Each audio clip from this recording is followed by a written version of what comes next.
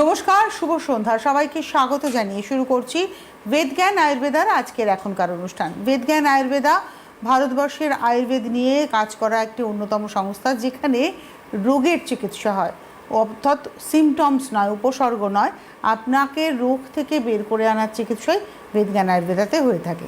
সেটা যে কোনো রোগ হতে পারে। বেদজ্ঞান আয়ুর্বেদা মানেই ডক্টর সুলতান খান। অনেক অনেক স্বাগত, শুভ সন্ধ্যা। নমস্কার। শুরু করব আজকে যে রোগটা নিয়ে আলোচনা, সেটা হচ্ছে রেডিকিউলোপ্যাথি। রেডিকিউলোপ্যাথি কি, এর উপসর্গ কি, অর্থাৎ সিমটমস কি, কাদের হতে পারে, এবং এটা যদি হয় এটা কি সত্যিই সারিয়ে ফেলা যায়, কত দ্রুত এর থেকে বেরিয়ে আসা যায়, এবং আদৌ কি এটা সম্পূর্ণভাবে সারিয়ে ফেলা যায়। তো এই নিয়ে আমাদের আজকে পথ চলা থাকবে। রেডিকিউলোপ্যাথি নিয়ে আমরা তাদের প্রশ্ন শুরু করি যে কী রোগটা কাকে বলে। রেডিকুলোপ্যাথি বেসিক্যালি আমাদের যে ভার্টিব্রা রয়েছে, স্পাইন রয়েছে, তার পাশ থেকে আমাদের কিন্তু স্পাইনাল নার্ভগুলো পাসিং হয়েছে। তো সে যে কোনো কারণের জন্য যখনই সেই স্পাইনাল নার্ভের উপর কোনো একটা প্রেশার ক্রিয়েট হয় বা কোনো পিঞ্চ নার্ভ যেটা আমরা বলি, সেটা হলে সে অনেক ধরনের আমরা লক্ষণ দেখতে পারি। তাকে আমরা রেডিকুলোপ্যাথি, বেসিক্যালি রেডিকুলোপ্যাথি মানে রেডিয়েট হচ্ছে ব্যথাগুলো, মানে ঘাড়ের সমস্যা হচ্ছে, হাতে রেডিয়েট হচ্ছে, কোমরের সমস্যা হচ্ছে, পায়ে রেডিয়েট হচ্ছে সমস্যাগুলো। এটা আমরা তিন ধরনের রেডিকুলোপ্যাথি দেখতে পারি। সার্ভাইকাল রেডিকুলোপ্যাথি যেটা আমরা ঘাড়ে বলি, থোরাসিক রেডিকুলোপ্যাথি যেটা আমরা বুকে বলি, আর লাম্বার রেডিকুলোপ্যাথি যেটা আমরা কোমরে দেখতে পারি। তিনটে জায়গায় তিনটে ধরনের সমস্যা, তিনটে রোগ এই রেডিকুলোপ্যাথি সমস্যাটা হয়। তা তিনজনে কিন্তু লক্ষণগুলো আলাদা আলাদা রোগ। আচ্ছা, আমার একটা প্রশ্ন থাকছে, আমরা তিন জায়গাতে কিন্তু স্পন্ডিলোসিসের প্রবণতা দেখতে পাই।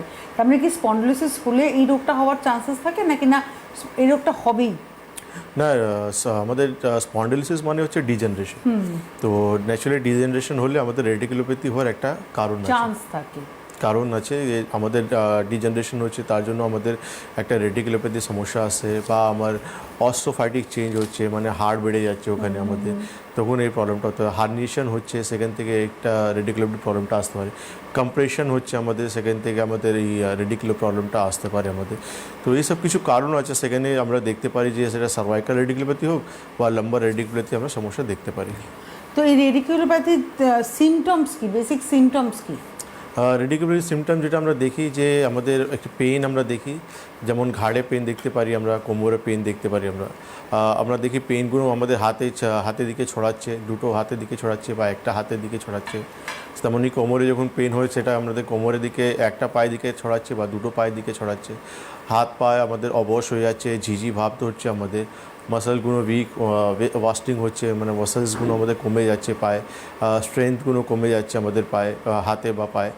এটা আমাদের লক্ষণ আমরা দেখতে পারি। এই লক্ষণ দেখার পর আমরা তখন এমআরআই বা সিটি স্ক্যান করে আমরা দেখতে পারি, তখন আমরা বুঝতে পারি যে পেশেন্ট সার্ভাইকাল রেডিকুলোপ্যাথি থেকে সাফার করছে। ওকে, এই যে রেডিকিউলোপ্যাথির ক্ষেত্রে আপনি বলেন, এটার ক্ষেত্রে কি বয়স ম্যাটার করে? মানে এটা কি মানে ডিজেনারেশনের হাত ধরে যদি হতে পারে, তাহলে কি এটা বয়সজনিত সমস্যা বলবো?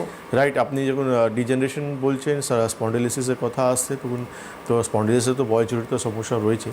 তো একটা বয়সের পর তো বেসিক্যালি এই প্রবলেম আমরা দেখতেই পারি, কিন্তু কম বয়সেও এই প্রবলেমটা আমাদের হতে পারে। যদি কোনো রকম ট্রমা হয়ে থাকে, রাইট, ইনজুরি, কোনো ধরনের ইনজুরি হয়েছে আমাদের, তো সেখান থেকে আমাদের এই রেডিকুলোপ্যাথি সমস্যা আসতে পারে।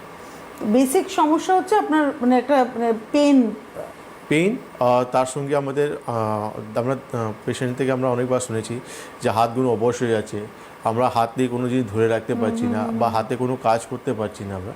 তো বেসিক্যালি ব্যথাগুলো আমাদের ছড়াবে।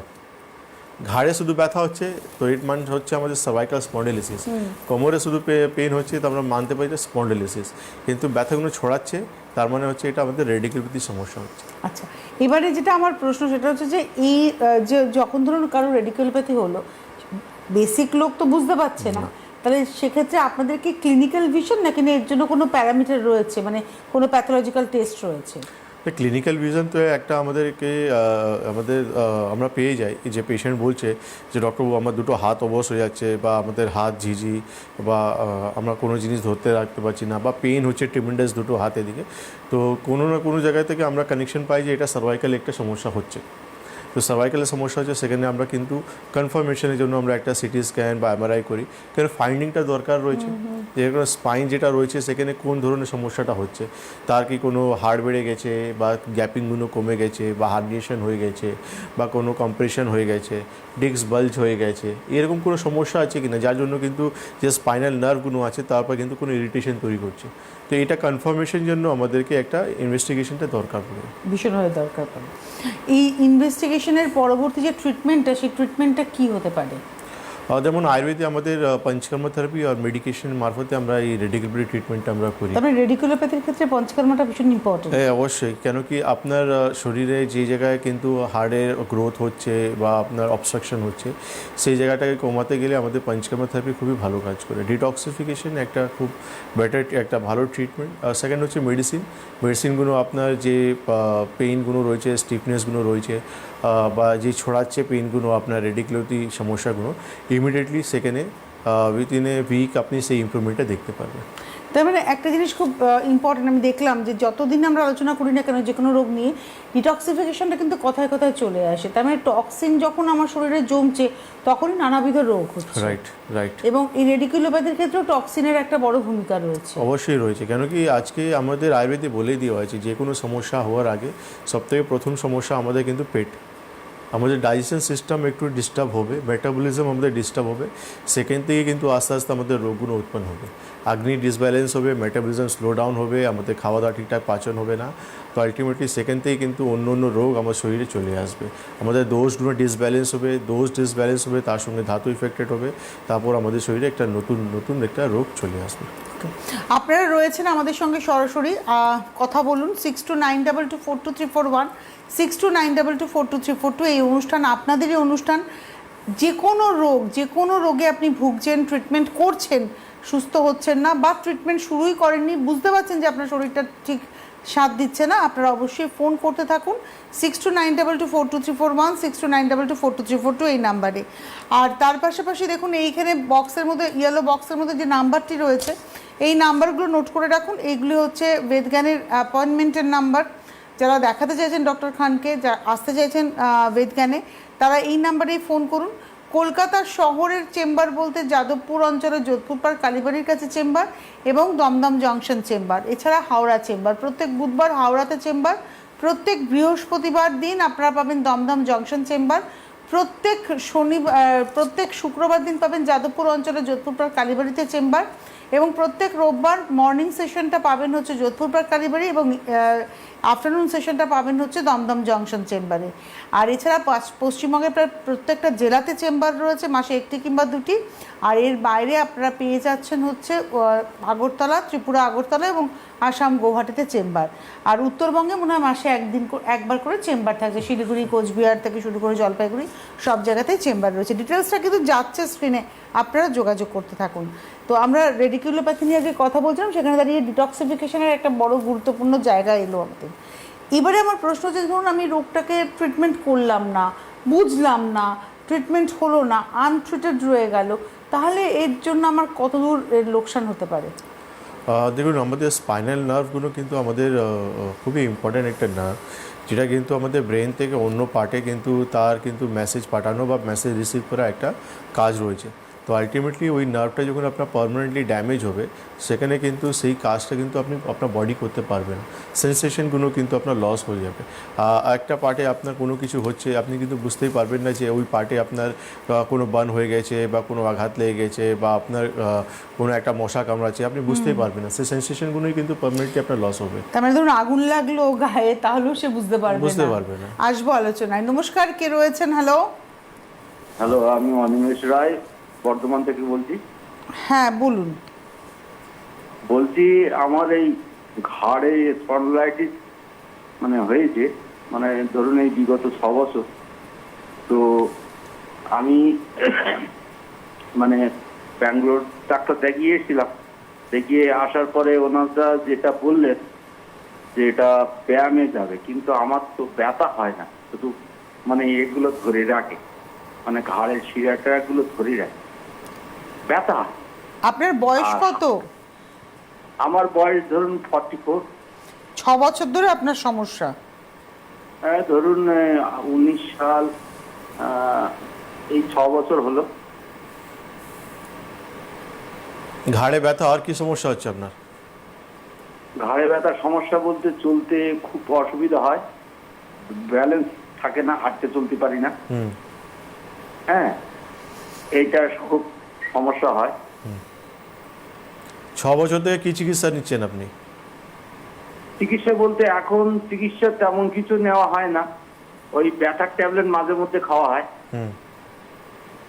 হ্যাঁ, খাওয়া হয়, কিন্তু মাঝে মাঝে খুব অসুবিধা, হাঁটতে চলতে গেলেই মাথায় ভারী হয়ে যায়, ভারী হয়ে একদম মাথা অবেশ হয়ে যায়, যাওয়ার পরে মাথা ঘোরে।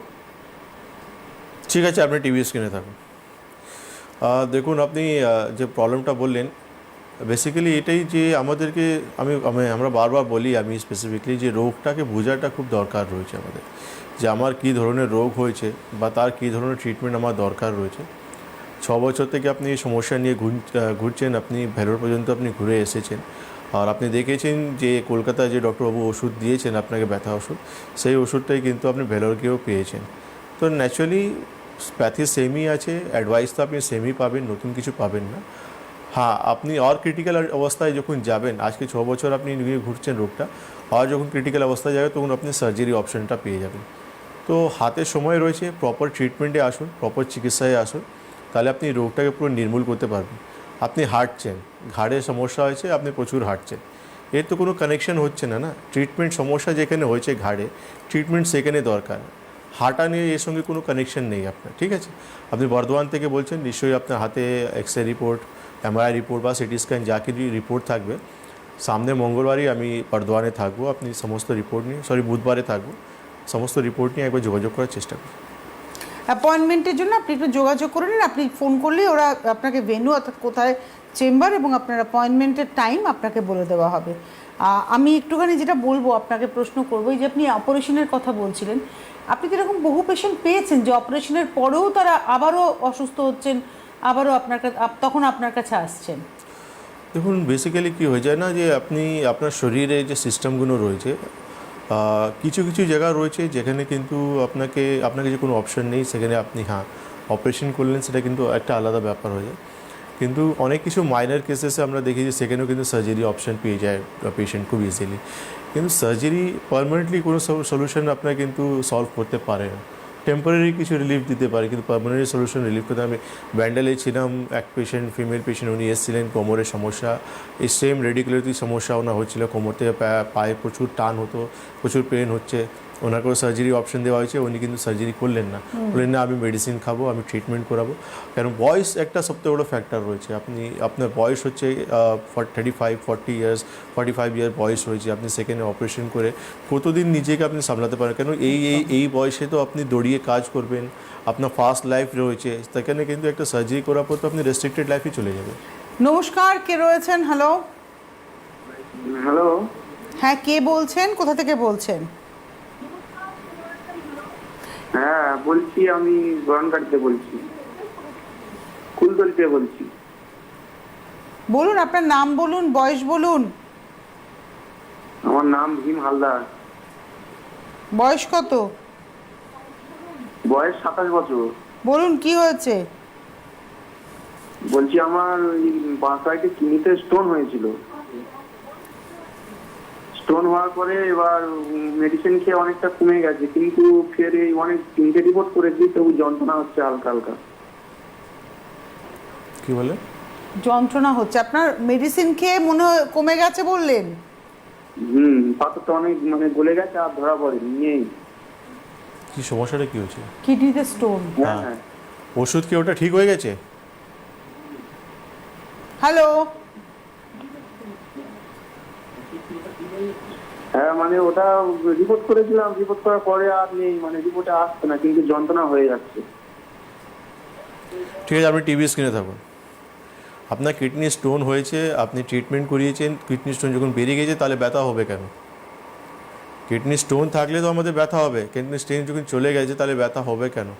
আপনি কি আবার চেক করেছেন সিটি স্ক্যান বা ইউএসজি করে আবার চেক করেছেন কি আপনার কিডনিতে কন্ডিশন কেমন রয়েছে, স্টোন কি আদৌ রয়েছে কি পুরো ক্লিয়ার হয়ে গেছে, বা অন্য কোনো সমস্যা আপনার কিডনিতে আসছে? এইভাবে আপনি কষ্ট পাচ্ছেন, তাহলে আপনাকে প্রপারলি একবার ইনভেস্টিগেটেড করা উচিত যে আপনার কিডনি যে স্টোনটা পুরোপুরি ক্লিয়ার হয়েছে কিনা বা অন্য কোনো সমস্যা আপনার কিডনিতে আসছে, এটা দেখা খুব দরকার রয়েছে। ঠিক আছে, আপনি হেল্পলাইন নাম্বার ফোন করে একবার যোগাযোগ করার চেষ্টা করুন। নমস্কার, কে রয়েছেন? হ্যালো, আমি বর্ধমান থেকে রফিক বলছিলাম। কোথা থেকে বলছেন? বর্ধমান। আর বয়স কত? আমার স্ত্রীর জন্য বয়স হচ্ছে 78। 70 আপ, বলুন। মানে এই শরীরটা জ্বালা করছে, বোধহয় মাস 3টা ধরে শরীরটা জ্বালা করছে। আর কি সমস্যা? না, আর কিছু সমস্যা নাই, এমনি মেন্টালি মানসিক সমস্যা আছে, তার জন্য ওষুধ খাওয়া হচ্ছে। ঠিক আছে, আপনি টিভি স্ক্রিনে থাকুন। আপনি ওই বর্ধমান চেম্বার আমাদের রয়েছে, আপনি বুধবারে যোগাযোগ করুন। কেন জ্বালা হচ্ছে, আপনি কী কী ওষুধ মানসিক দোষের জন্য ওনাকে ওষুধ কী কী খাওয়াচ্ছেন, সমস্ত ওষুধ মানে প্রেসক্রিপশন নিয়ে আমাদের চেম্বারে যোগাযোগ করুন একবার। মানে আমাদের অনেক রোগের পিছনে কারণ হচ্ছে মেডিকেশন, তাই না? দেখুন, একটা পেশেন্টকে ট্রিটমেন্ট করতে গেলে মানে মেডিকেল স্টোরের মতন আমরা ট্রিটমেন্ট তো করি না যে আপনি বললেন আমি এখান থেকে একটা দুটো ওষুধ কেটে বার করে দিয়ে দিলাম। একটা ডক্টরের কাছে যখন আপনি যাবেন, সেই ডক্টরটা কিন্তু পুরোপুরি আপনাকে ক্লিনিক্যালি চেক আপ করবে। ইনভেস্টিগেশন খুব ইম্পর্ট্যান্ট রয়েছে। ক্লিনিক্যালি আপনাকে দেখবেন, আপনার হিস্ট্রি জানবেন, আপনার হিস্ট্রি কী আছে, আপনার ডায়াবেটিক রয়েছেন কিনা, আপনি প্রেশার রয়েছে কিনা, থাইরয়েড রয়েছে কিনা, আপনার কোনো ওটি হয়েছে, আগে কোনো অপারেশন হয়েছে কিনা, আপনি পড়ে গেছিলেন কিনা, মানে অনেক কিছু জিনিস আমার জানা দরকার রয়েছে। আমি এখানে শর্টে কিছু আপনাকে বোঝাতে পারি, কিন্তু একটা ওষুধ লেখার আগে আমাকে কিন্তু 10 বার চিন্তা করতে হবে যে আপনার সমস্যা কি হয়েছে, যে ওষুধটা কি কোন জায়গায় কাজ করবে না করবে, সেটা আমাকে চিন্তা করতে হবে। আমরা তো কোনো মানে ওই রকম নেই যে আপনি বললেন আমি সেখান থেকে দুটো স্ট্রিপ কেটে বাড়বে। উনি বলছেন গোটা শরীরে জ্বালা হচ্ছে, কিন্তু ওটাও বললেন যে মানসিক ওষুধও খাচ্ছেন উনি। তো আমাদেরকে জানতে হবে যে অন্য মানে ওষুধ এমন কিছু রয়েছে যার জন্য কিন্তু ওনার শরীরে বার্নিং সেন্সেশন তৈরি করছে।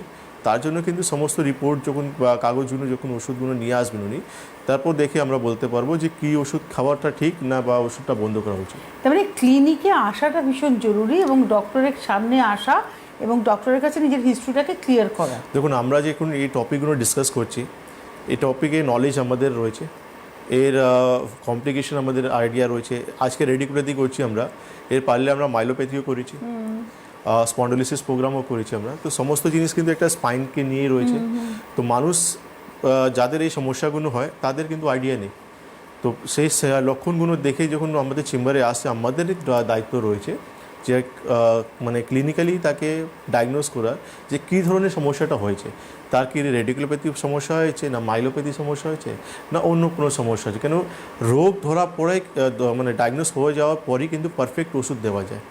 না হলে এইভাবেই শুনে মানে জাস্ট মানে মনে একটা প্রশ্ন তৈরি করে তাকে এইভাবে করে ওষুধ দিয়ে জাস্ট পেশেন্টের সময় নষ্ট হবে আর রোগটা ভিতরে তো বাড়তে থাকে এবং প্যাথির প্রতি অনীহা তৈরি হবে। একদমই তাই। তো আমরা পঞ্চকর্মা নিয়ে কথা বলছিলাম, যে আপনি বলছিলেন আর রেডিকুলোপ্যাথির ক্ষেত্রে পঞ্চকর্মার একটা বড় ভূমিকা রয়েছে এবং সেক্ষেত্রে ডিটক্সিফিকেশনের একটা বড় ভূমিকা রয়েছে। যদি এই জায়গাটা একটু ক্লিয়ার করি আমরা আলোচনা। দেখুন, পঞ্চকর্মা থেরাপি বেসিক্যালি আমাদের যে রেডিকুলোপ্যাথির ক্ষেত্রে আপনার ডিটক্সিফিকেশনটা কিভাবে করতে চাইছেন? আমাদের যে পঞ্চকর্মা থেরাপি 5টা কর্ম রয়েছে আমাদের। তো 5টা কর্মে আমরা সিলেক্ট করি যে পেশেন্টকে, কেন তার আগে যে থেরাপিগুলো হয় যে স্নেহান স্বেদন, এটা তো হয় আমাদের। সেই স্নেহান স্বেদন কমনলি প্রত্যেক পেশেন্টকেই করা হয়। কিছু পেশেন্টকে আমরা উদ্বর্তন করি, কিছু পেশেন্টকে আমরা স্নেহান করি। স্নেহান হচ্ছে অয়েল দিয়ে আমাদেরকে পুরো বডি থেকে আমরা মাসাজ করি। মর্মস্থানগুলোকে কিন্তু আমরা প্রেশার পয়েন্টে হিসাবে কিন্তু তাকে প্রেশার দিয়ে থেরাপিটা করি। আর কিছু পেশেন্ট রয়েছে যেমন রুমেটয়েড আর্থ্রাইটিস পেশেন্ট রয়েছে, বা কিছু পেশেন্ট রয়েছে যেখানে কিন্তু সোয়েলিং আছে প্রচুর, সেখানে আমরা অয়েল অ্যাভয়েড করতে হয়, সেখানে আমাদেরকে ড্রাই থেরাপি করতে হয়, যেটা উদ্বর্তন আমরা বলি। এটা আমাদের পঞ্চকর্মা থেরাপির একটা পার্ট রয়েছে। তারপর হচ্ছে আমাদের যে মেইন থেরাপিটা রয়েছে, যে বস্তি বা নশ্যম বা বমন বিরেচন বা রক্তমুক্ষণ, যেটা মেইন থেরাপি, এখানে আমাদেরকে সিলেক্ট করতে হবে যে কী ধরনের থেরাপি পেশেন্টকে দিতে হবে আমাদের। কেন এটা হচ্ছে মেইন থেরাপি, এটা হচ্ছে মেইন থেরাপি।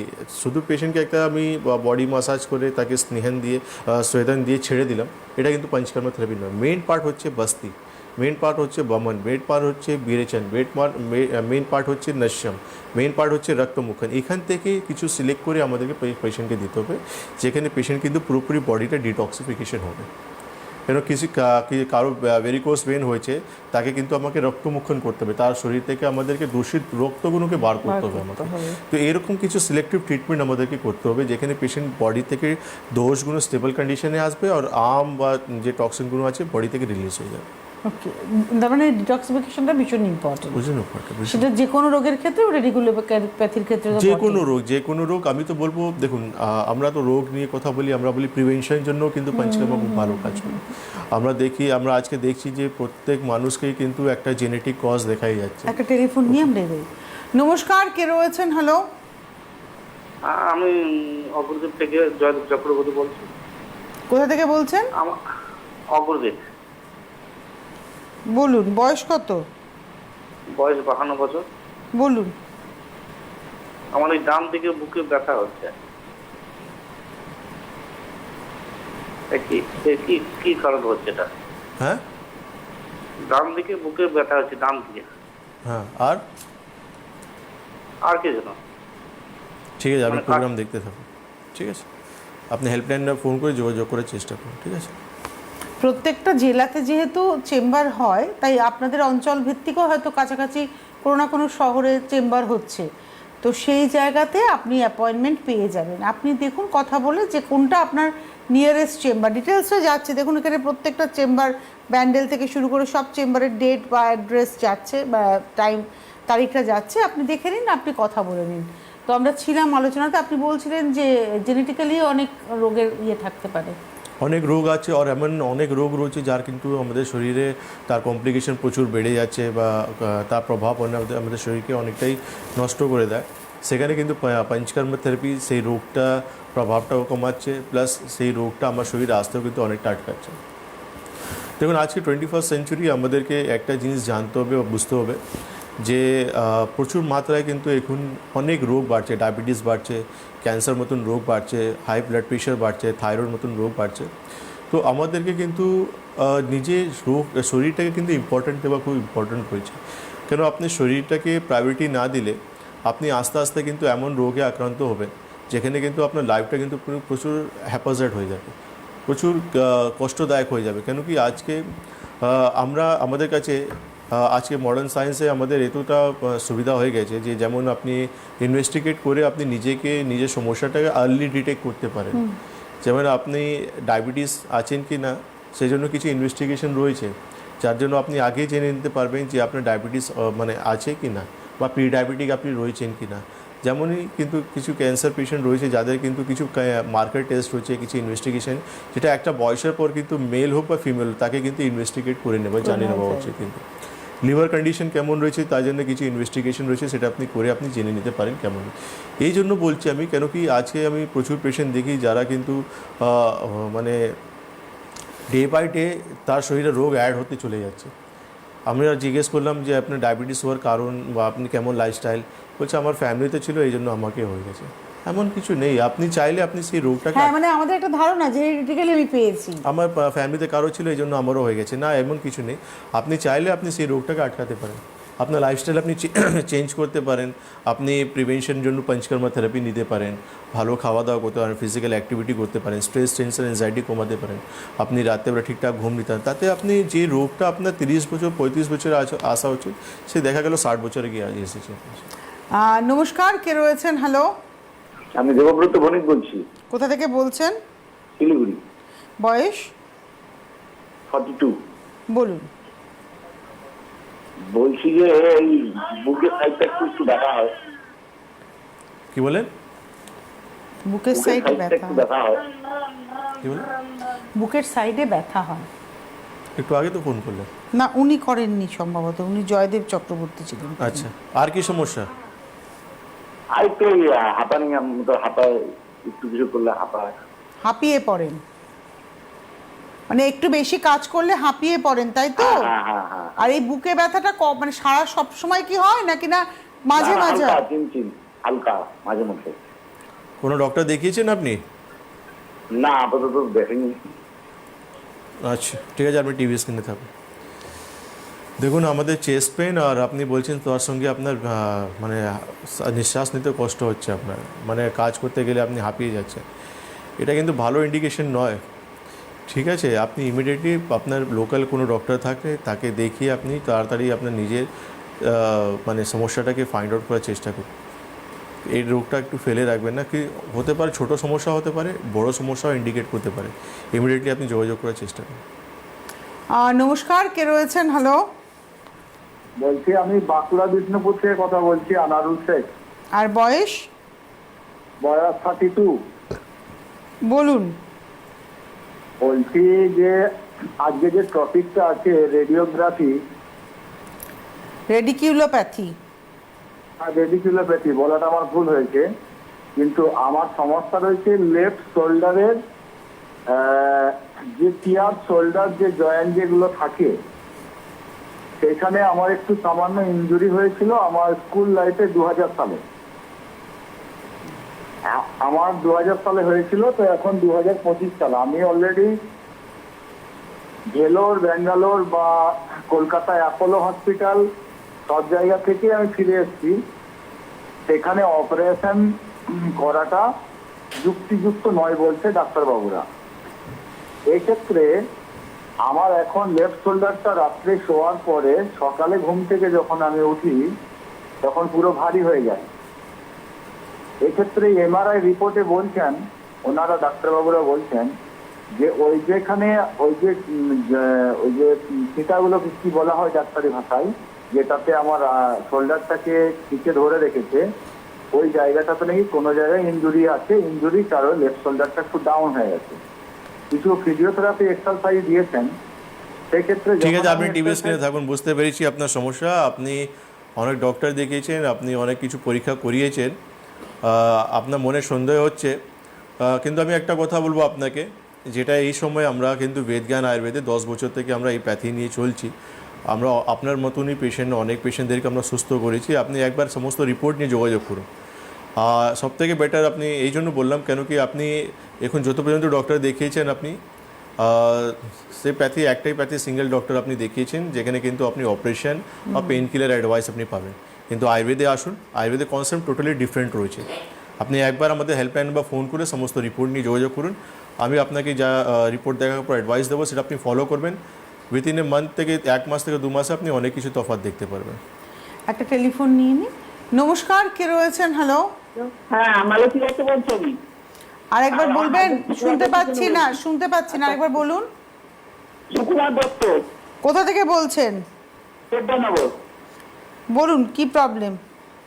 বলছি আমার হাজবেন্ডের ক্রিয়েটিনিন বাড়া আছে, আর ওই হাতে একটা ব্লকেজ ছিল, ওষুধ খাচ্ছে, কিন্তু শরীরটা ঠিক নেই। এখন ওই যে বললেন না মাথা ঘুরিয়ে চলতে গেলে ঘাড়ে লাগে, এইসব প্রবলেম গুলো আসছে।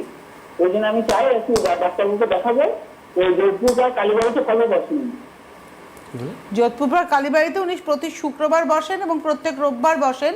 প্রত্যেক রোববার বিকেল বেলাটায়, প্রত্যেক রোববার সকালবেলাটা বসেন। আপনি এই ফোন নাম্বারটা নোট করে নিন, ওই ফোন নাম্বারে নাম এনরোল করে আপনি দেখিয়ে নিতে পারেন। আবার আগামী শুক্রবারও আছে আর এই রোববারও আছে। আর আপনাদের জানিয়ে রাখি, প্রত্যেক বুধবার হাওড়াতে চেম্বার, প্রত্যেক বৃহস্পতিবার দমদম জংশন চেম্বার, প্রত্যেক শুক্রবার দিন যোধপুরপাড় কালীবাড়ি এবং প্রত্যেক রোববার সকালটা যোধপুরপাড় কালীবাড়ি, বিকেলটা দমদম জংশন। আমরা আজকে রেডিকিউলোপ্যাথি নিয়ে কথা বললাম। তবে এই রোগটা হলে ভয় পাওয়ার কিছু নেই, ট্রিটমেন্ট রয়েছে, মানুষ একদম সুস্থ জীবনযাপন করতেই পারেন। অনেক ধন্যবাদ জানাবো ডক্টর খানকে। ধন্যবাদ আপনাদের। নমস্কার।